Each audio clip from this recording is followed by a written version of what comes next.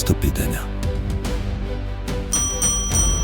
Деня на последния звънец с училищното знаме, с любимите учители, с приятелите и с мястото, което е свой втори дом. Но това не е край. Това е първата крачка към живота. Един випуск си отива, един път приключва, за да започне нов.